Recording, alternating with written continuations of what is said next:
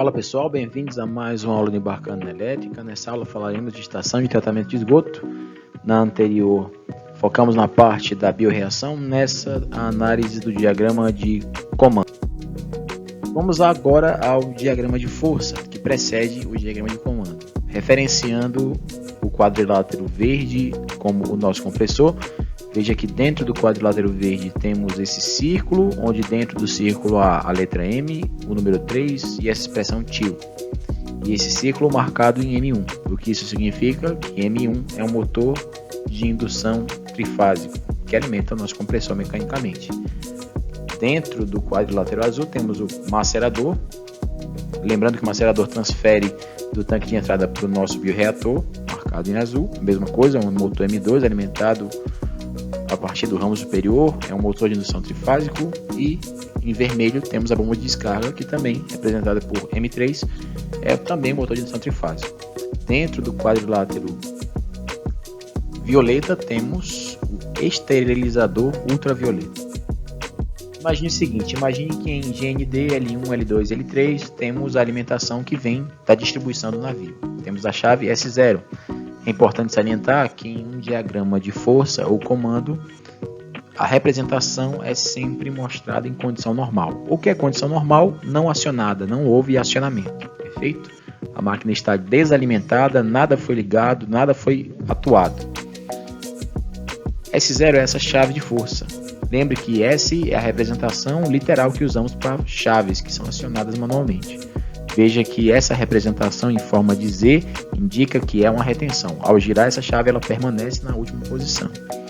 Logo, ao girar a chave, os contatos 1, 2, 3, 4, 5, 6 fecham, possibilitando a alimentação de todos os condutores marcados acima. Logo, eu alimento a entrada 1, 3 e 5 de Q1, 1, 3 e 5 de Q2, 1, 3 e 5 de Q3. Veja que eu alimento também o disjuntor bipolar 1 e 3, F01. Ao acionar mecanicamente, manualmente F01, ele alimenta o primário do transformador TR01. É um transformador de comando.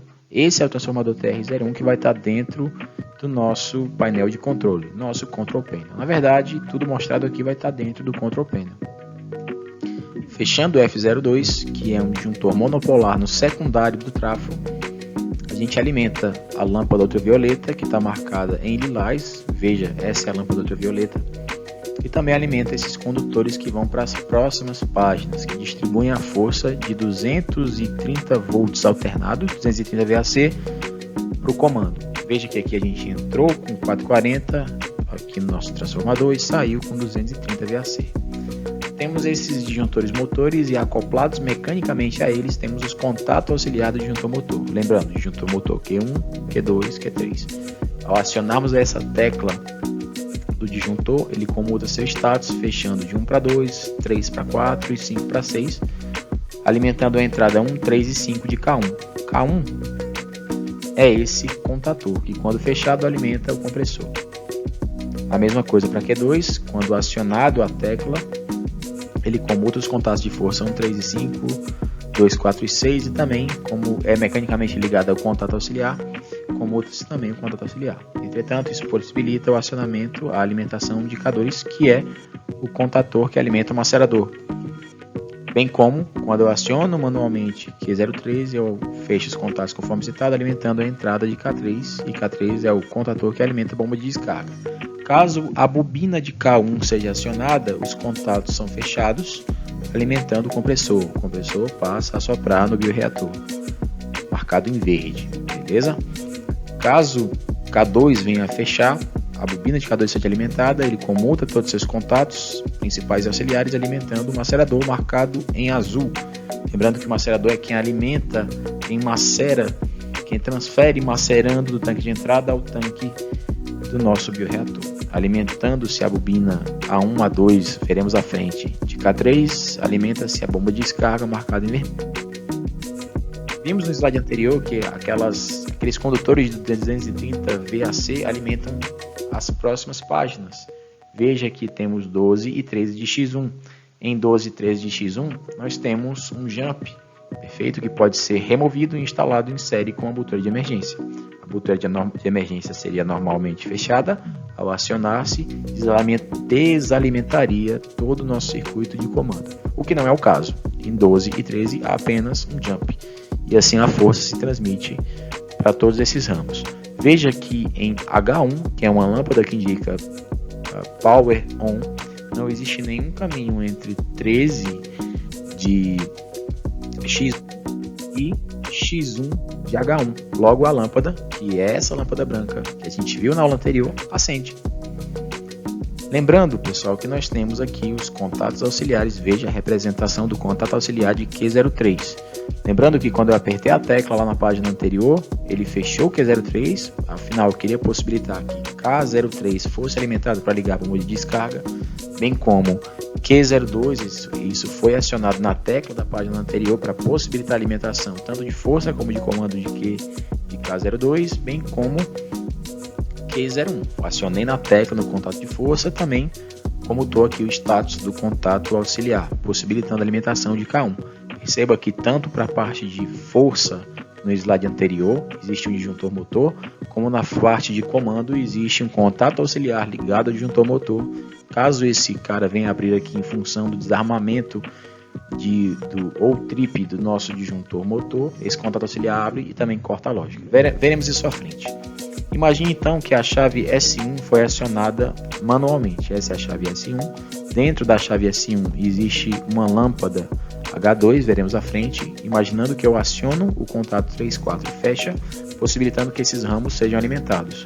Como existe um caminho para possível H2 é alimentado comutando a cor da lâmpada dentro de S1. Lembrando que S1 é representação literal para chaves que são acionadas manualmente e H para sinaleiras. Veja que essa representação em forma de Z representa também que essa botoeira tem retenção.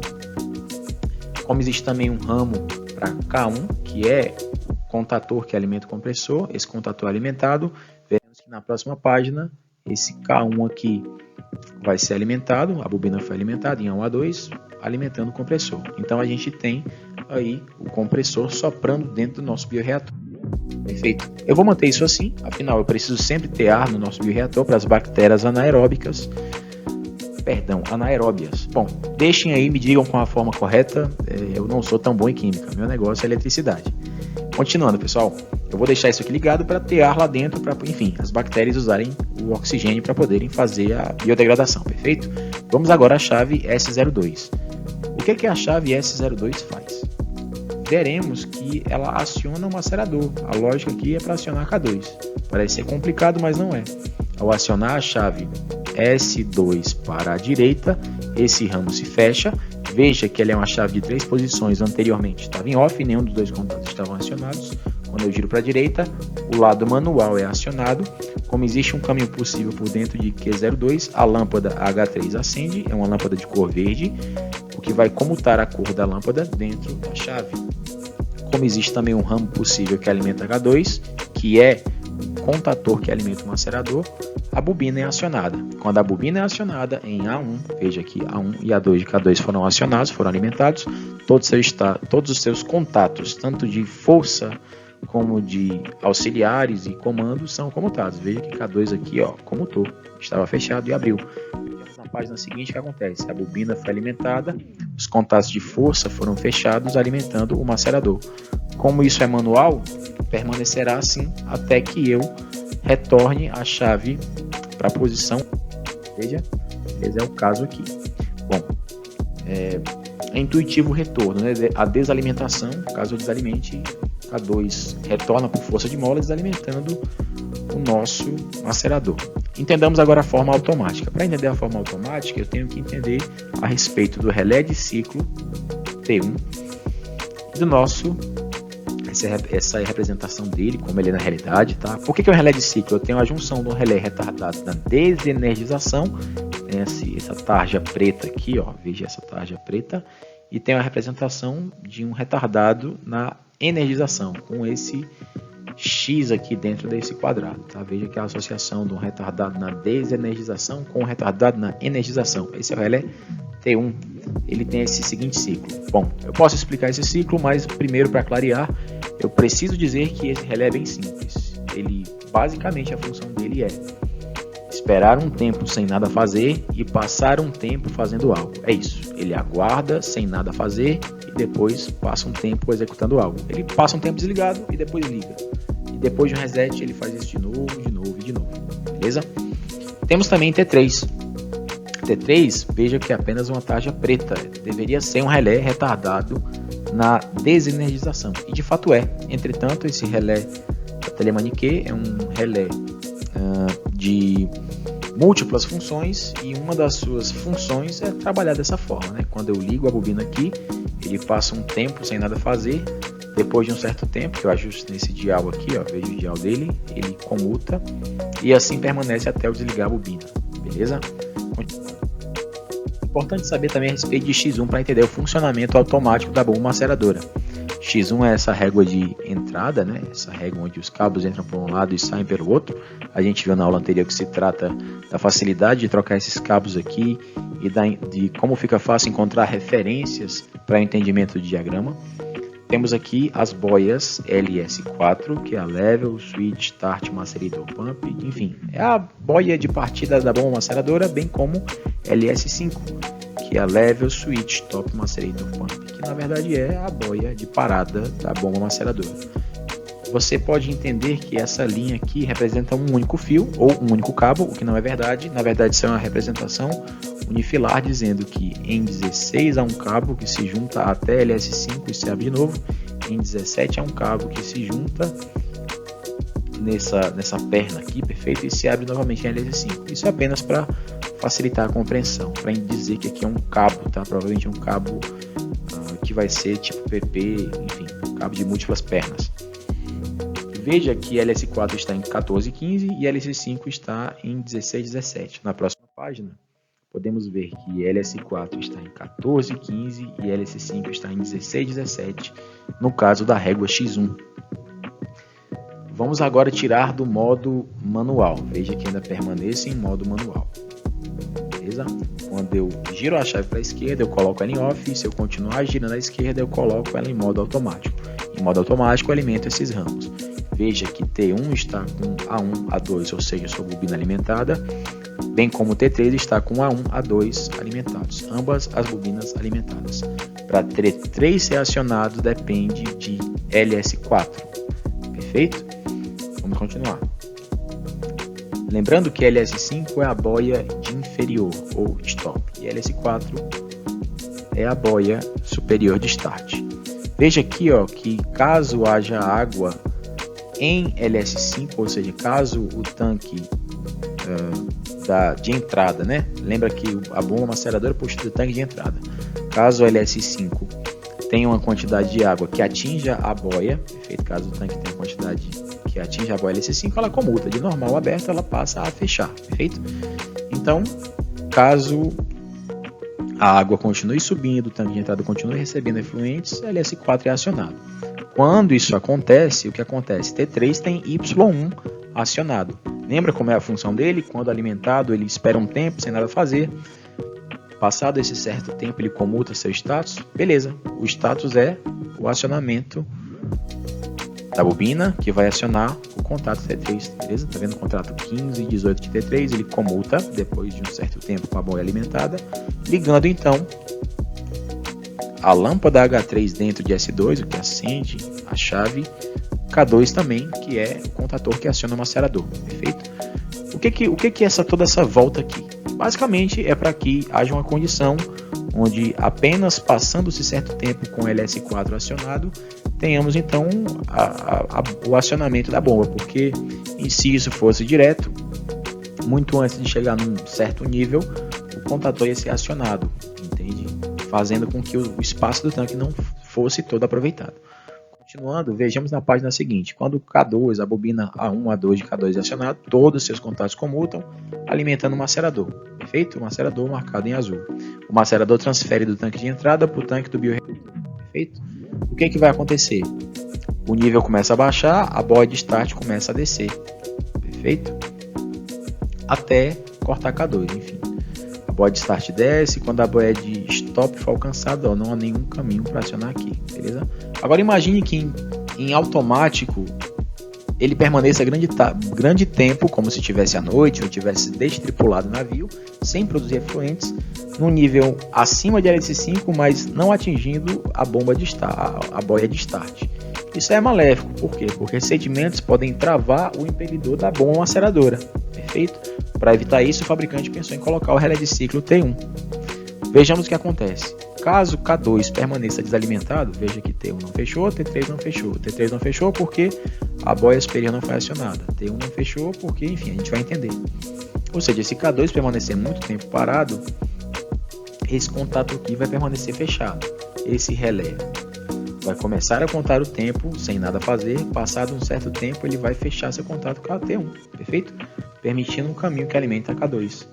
K2, nesse caso aqui, vai alimentar K2, mas também H3, perfeito?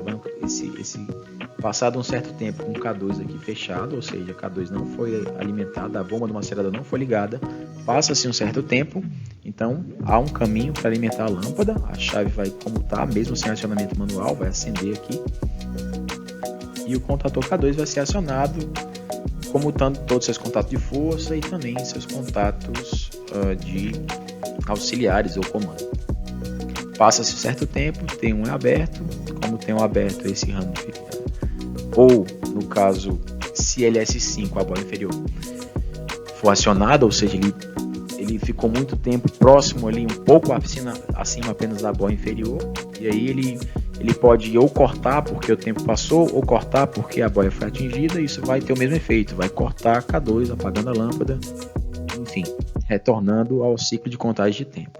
Continuando para K1, nós temos aí a régua, e em K1 nós temos as boias de partida em 18 e 19 da bomba de descarga, bem como 20 e 21 da boia de stop, tá? LS1 é a boia de partida da bomba de descarga, LS2 é a boia de parada da bomba de descarga. Veja a mesma coisa, isso aqui representa que esses cabos estão juntos, tá? Esses condutores aí estão num cabo PP de múltiplas pernas. Vejamos o que acontece então. Quando eu aciono a chave a chave S3, fico coberto aqui, quando eu aciono a chave S3 no sentido manual, vejo o que acontece, um caminho direto para a bobina de K4. K4, no caso, é esse relézinho auxiliar de pequena potência, perfeito? Quando a bobina de K4 é acionada, todos os seus contatos comutam, ele não tem contato de força, apenas esses contatos auxiliares, 11, 14, 21, 24.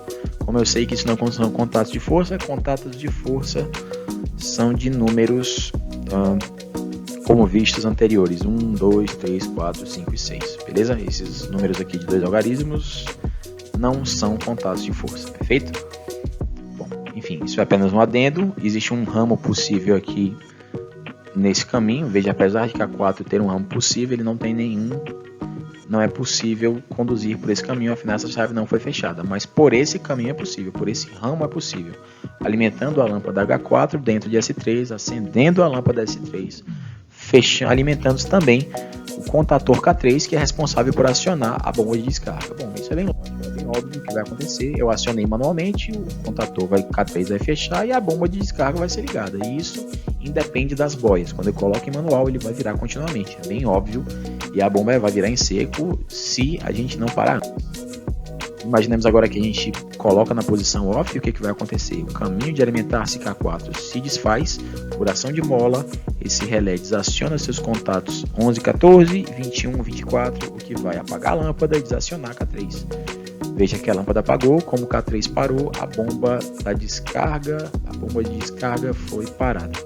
Imaginemos agora que eu aciono a chave mais uma vez para a sua terceira posição, que é a posição em automático. Bom, para haver uma partida, depende-se então de haver água no nível mais alto do tanque, bem como no nível mais baixo. É claro que se tem água no nível mais alto do tanque de descarga, veja, Control Discharge Pump, logo essa bomba pega do tanque de descarga.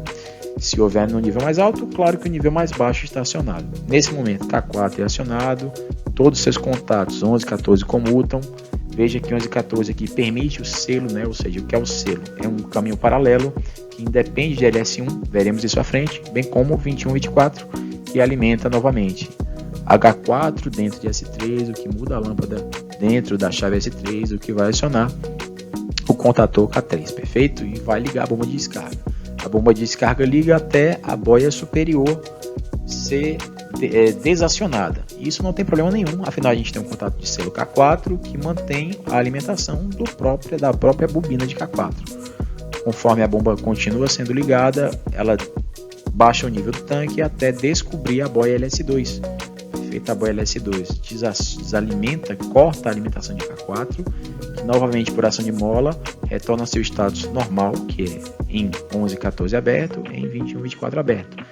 Desalimentando, resetando o selo, desalimentando a lâmpada H4, bem como o contator K3. Como o K3 é o contator que aciona a bomba de descarga, é claro que a bomba para nesse momento, ou seja, quando a boia inferior é acionada, é desacionada na verdade, quando ela retorna ao seu status de tanque vazio, o contator é aberto e a bomba para. Enfim, de forma bem simples, quando as duas boias são cobertas, a bomba liga, e quando uma boia, a boia inferior no caso é descoberta, a bomba para, perfeito? Em modo automático.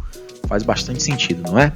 Vejamos agora o que acontece nos alarmes. A gente tem a mesma coisa, a lógica do relé de ciclo em T2, entretanto para solenoide e return. A gente vai ver isso daí. Bom pessoal, veja que aqui eu vou colocar em manual. Girando para a direita eu alimento 22, 23, onde está ligada a solenoide de retorno, que retorna do tanque de sedimentação ao tanque de aeração ou do bioreator. Existe um caminho para alimentar H5 dentro de S4, a lâmpada dentro de S4 acende, indicando que houve acionamento de K5. K5 aqui, ó, comuda todos os seus contatos, tá? Quando esse cara abre aqui, eu reseto o ciclo, perfeito? Eu reseto o ciclo, possibilitando que novamente o relé de ciclo conte um tempo desligado e ligado, perfeito? Onde está a válvula de retorno? Nos contatos 22 e 23, perfeito? Na régua X1. Vejamos então, pessoal. Vamos imaginar que a lâmpada ultravioleta alimentada lá pelo transformador na primeira página tem um problema, ela queima e entra em curto. Esse contato aqui vai fechar, perfeito? Então, aqui é o retorno, né? Caso eu tire do modo manual. Voltando um pouco, vamos imaginar essa chave em modo automático, pessoal. Vamos imaginar que eu coloque em modo automático, perfeito? Fecho de 3 para 4, o mesmo ciclo, o ciclo similar do nosso relé de ciclo provém lá do macerador vai acontecer aqui, tá? Caso ele permaneça nessa condição que está, com a chave S3 fechada, com o K5 não acionado e K5 só é acionado quando a chave está em manual, o que vai acontecer? Vai passar um tempo sem nada fazer, ou seja, sedimentando no tanque de sedimentação. Passado um certo tempo, ele sozinho vai fechar T2, esse contato aqui, e por fim alimentando 22, 23, e, enfim, a lâmpada vai acender e o contato K5 vai resetar a lógica de ciclo de T2. Beleza? Como falado aí, bem simples, né? Vamos ver agora a parte de alarmes. Imagine que o que está entre 28 e 29 de X1, ou seja, a lâmpada ultravioleta, o que está aqui dentro, se esse contato fechar, eu tenho, veja aqui, ó, o acendimento da lâmpada H3, bem como, H8, bem como o fechamento do relé K8. Imagine o seguinte, houve um alarme lá no controle, na lógica da placa da lâmpada ultravioleta. Se K8 for fechado, pessoal, o que vai acontecer? Olha aqui K8 aqui, ó. Vai haver um alarme na automação, na régua X2, perfeito? A régua X2 fica do lado da régua X1. Veja o que acontece. Se houver um alarme na lâmpada ultravioleta, existe a alimentação desse ramo, a lâmpada H8 vai acender no painel, perfeito? K8 vai ser fechada, abrindo esse contato aqui na lógica entre uma série de contatos, tá? Em série, até redundante, uma série de contatos em série. Isso vai causar um alarme na automação. Veja que caso K8, caso K7 ou caso K6 sejam abertos, eu tenho um alarme na automação, beleza? Vamos ver agora a lógica de K6, perfeito? Que é mais um alarme de automação. Como os nossos contatos auxiliares nos disjuntores motores Q1, Q2 e Q3 foram acionados, eles comutaram do seu status normal para o seu status acionado, que no caso era fechado, normal fechado, passou a abrir. Beleza? Caso haja um trip do nosso Q1, que nosso Q1 no caso alimenta o compressor, seja sobrecarga ou curto-circuito, esse contato retorna ao seu status original, alimentando via esses ramos H6, que no caso é a lâmpada do painel de controle, do control panel, alimentando também K6, o que vai, observe aqui, onde a ponteira vermelha está, abrindo o K6 aqui, o que vai gerar um alarme na automação. Ou seja, tanto K8 como K6 geram um alarme na automação. Vai aparecer alarme lá, na nossa automação. A mesma coisa vai acontecer para Q2 e para Q3. Vejam, caso Q2 trip ou caso Q3 trip, o efeito é o mesmo. E por fim nós temos aqui, ó, vejam, a gente pode puxar a colinha embaixo aqui, pessoal. Veja em 7, na coluna 7, alarme da lâmpada ultravioleta. Em 10, alarme do trip do motor, são esses 3 motores que a gente viu. Em 14, nível alto do tanque de água limpa. E em 15, nível alto do tanque de entrada. Ou seja, se houver um acionamento de LS3 ou nível muito alto, né? High level, nível muito alto, acima do nível da partida da bomba. Se houver um enchimento acima do nível da boia de enchimento da bomba, de acionamento da bomba, vai haver um caminho que alimenta esse ramo, o H7 vai acender a luz do painel, vai acionar K7, K7 tem uma lógica aqui, insere como alarme que vai para a automação, indicando que teve algum problema. E aí você vai ter que deduzir o que aconteceu. Beleza? Bom, pessoal, eu espero que, apesar de ter ficado um vídeo longo, seja proveitoso. Deixe comentários, correções, fiquem à vontade para comentar livremente. E se puder, se realmente tiver sido um material que lhe ajudou, indiquem amigos para a gente poder crescer e continuar produzindo mais conteúdo. Beleza? Muito obrigado e até a próxima.